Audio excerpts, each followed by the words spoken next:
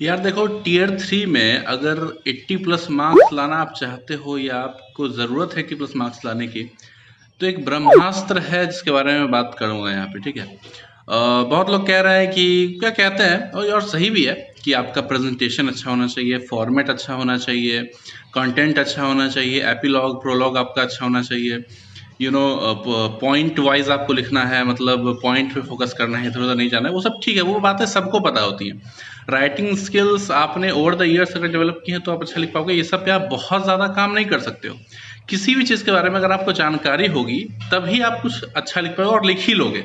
ऐसा नहीं है कि आपको लिखना बिल्कुल नहीं आता है। आपको और कंटेंट का नॉलेज है तो मोर और लेस आप लिख लोगे। तो ये कोई नई चीज़ नहीं है, सब लोग ये बात बोलते हैं।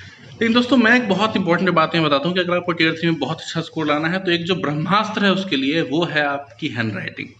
हैंड राइटिंग आपको इम्प्रूव करना बहुत ज़रूरी है, बहुत बहुत ज़्यादा ज़रूरी है। अगर आप हैंड राइटिंग अच्छा इम्प्रूव अपना कर लेते हो तो जो एग्जामिनर है वो पॉजिटिव मेंटेलिटी के साथ आगे आपका कॉपी चेक करता है। चाहे आपने खराब भी लिखा हो, फिर भी उसका जो मूड है वो अच्छा रहता है और आपको वो अच्छे ग्रेस मार्क्स भी देता है, अच्छे मार्क्स आपको दे देता है। ठीक है।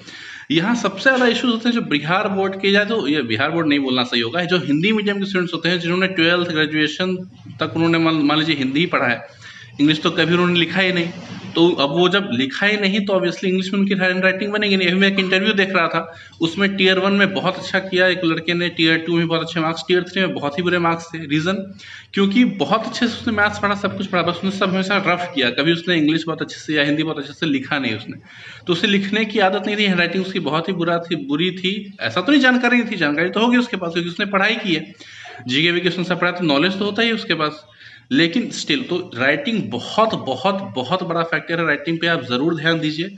और मैं कहूँगा कि एक 4 लाइन की कॉपी आती है, जो बचे हुए 1 महीने का वक्त है उसमें आप ज़रूर उस कॉपी पे डेली कुछ कुछ आप लिखिए ज़रूर।